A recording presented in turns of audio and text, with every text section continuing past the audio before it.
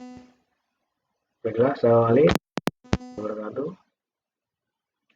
Pada pertemuan kali ini kita akan membahas tentang analisis konsep dan teori dasar mengenai dinamika kependudukan pada suatu wilayah tempat tinggal. Jadi karena ini kependudukan, maka yang dibahas nanti isinya tentang komposisi manusia dan kualitasnya, mungkin seperti itu. Ini dari kamar makanan, karena manusia itu salah satu kebutuhannya adalah makan, maka ketika jumlah manusia meningkat, kita bisa bayangkan hewan dan tumbuhan yang akan dieksploitasi. Kita bahas yang pertama, demografi. Demografi dari kata demos, artinya rakyat atau penduduk. Grafien itu adalah menulis. Jadi demografi adalah ilmu yang mempelajari statistik penduduk.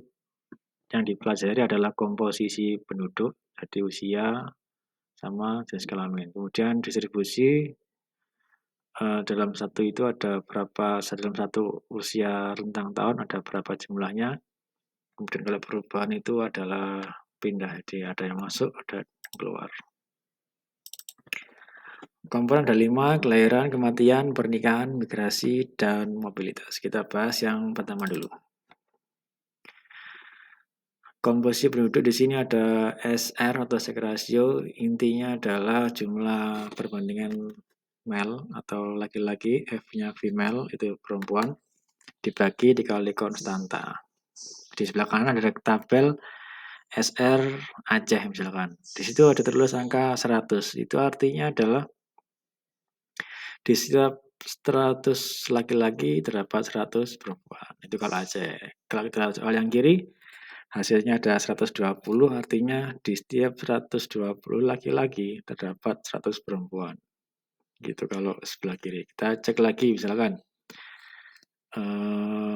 Berapa yang bawah itu ada Sumatera Barat. SR-nya 99. Berarti artinya apa? Setiap 99 laki-laki di sana terdapat 100 perempuan. Jadi jumlah perempuannya lebih daripada laki-lakinya. Jadi seperti ya kondisi dari SR. Sekarang ini adalah komposisinya. Grafik kiri untuk laki-laki, grafik kanan untuk perempuan. 0 sampai 4 jumlahnya 10. Kita lihat tabel seperti itu. Kemudian 5 sampai 9 kita lihat tabel. Jadi ini adalah kalau dari tabel sebelah kanan, jika dibuat diagram nanti bentuknya seperti sebelah kiri. Kalau kita lebih jelas lihat contoh yang ini. Nah ini. Kiri laki-laki, kanan perempuan. Dan seterusnya itu. Sehingga ada 3 buah jenis diagram, ekspansif, stasioner, konstruktif. Ekspansif itu cirinya umur 20 ke bawah banyak, 20 ke atas sedikit. Stasioner cirinya 20 ke bawah dikit, 20 ke 50 banyak, 50 naik dikit. Konstruktif itu hampir semuanya merata. Nah, di angka ini ternyata ada analisanya. Yang pertama kemiskinan, pengangguran, kesejahteraan, makanan, dan rumah. Dan setiap kelompok umur itu akan mengubah pola yang sebelah kanan itu. Kemudian DR atau dependency ratio. Di sebelah kiri ada gambar 0 sampai 14 itu usia tidak produktif. 15 sampai 64 usia produktif. 65 naik itu tidak produktif. Di rumus DR itu adalah 0,14 ditambah 65. Jadi yang tidak produktif digabungkan, dibagi oleh angka yang produktif. Jadi usia kerja ya, 15,64 dikali persentase. Ketemu angka 60 dibagi 120 ketemu angka 50. Jadi artinya adalah setiap 50 usia produktif, begini maksudnya. Di setiap 100 usia produktif itu menanggung 50. Jadi arti kata D50 adalah 100 usia produktif itu menanggung 50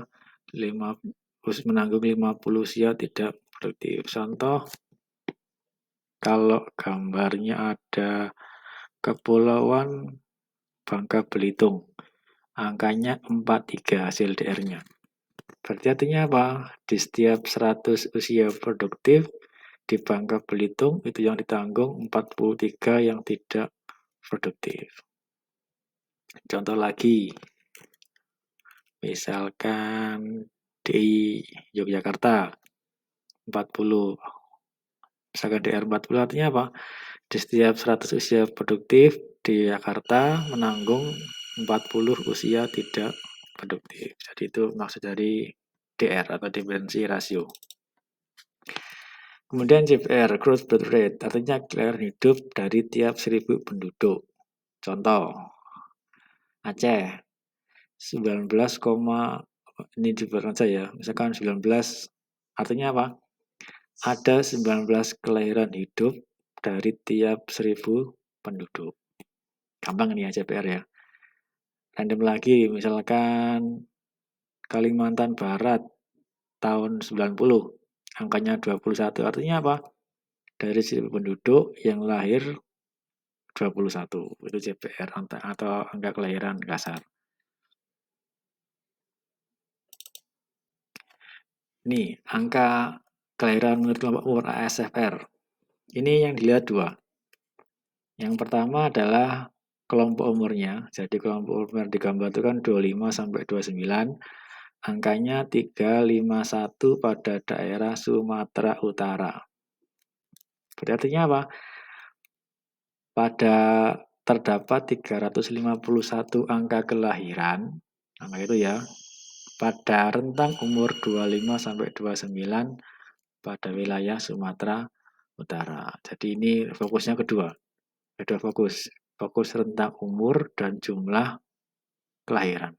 Itu adalah ASFR. Nah, biasanya data ASFR ini bisa dilihat untuk melihat pernikahan dini. Jadi kalau SMA sudah menikah bisa muncul di data ini.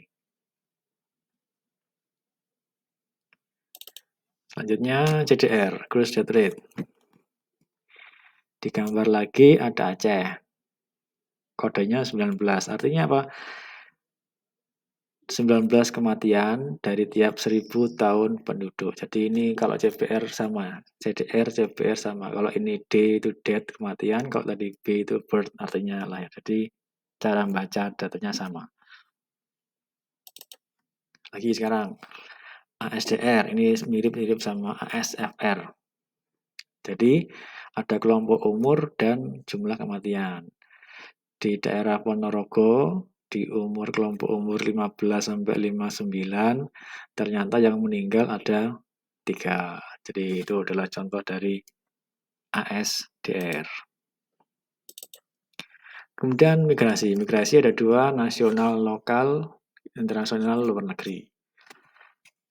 Yang pertama urban, jadi dari desa kota sehingga kotanya semakin besar. Urbanisasi kan yang besar kan kotanya. Jadi seperti itu. Transmigrasi itu antar pulau, Jawa padat, Sulawesi misalkan jarang, maka dikirim ke Sulawesi transmigrasi. Rural itu kebalikan dari urban. Rural itu artinya desa, jadi dari kota pindah ke desa, itu rural. Yang terakhir, evakuasi itu karena ada bencana di sebuah tempat, maka warganya akan mencari tempat yang aman. Itu evakuasi. Jadi ada 4 ya, urban, transmigrasi, rural, sama evakuasi. Internasional ada 3, emigrasi itu Indonesia ke luar negeri, misalkan Indonesia ke Amerika Serikat, jadi kan sudah nggak jadi warga negara. Kalau imigrasi dari Amerika ke Indonesia, jadi warga negara Indonesia, contohnya kiper timnas Martin Paes, itu kan dari Amerika ke sini. Terus remigrasi, itu berulang 2 kali, Indonesia jadi warga negara lain, terus kembali lagi ke Indonesia, jadi itu adalah remigrasi. Jadi jelas ada sini ya bedanya emigrasi, imigrasi, sama remigrasi. Kemudian faktor migrasi yang mendorong warga kita keluar menjadi warga asing. Yang pertama adalah pekerjaan berkurang, SDA-nya berkurang, bencana, diskriminasi, pernikahan. Pernikahan itu maksudnya ikut suami atau ikut istri ya, dan wabah. Jadi mendorong warga negara Indonesia pindah ke luar negeri itu alasannya itu. Kemudian yang menjadi penarik tujuannya, jadi karena di negara tujuan itu lingkungan kerjanya baik, iklimnya baik, penghasilannya tinggi, kebudayaannya bagus, dan pendidikan terjamin, maka itu sebagai faktor penarik daerah tujuan. Jadi bisa bedakan ya, faktor pendorong dan faktor penarik. Penarik di sini adalah negara tujuannya. Baiklah, demikian tema tentang menganalisis konsep dan teori dasar mengenai dinamika kependudukan pada suatu wilayah tempat tinggal. Demikian pertemuan kali ini. Semoga sesi kali ini bermanfaat. Akhirul kalam. Wassalamualaikum warahmatullahi wabarakatuh.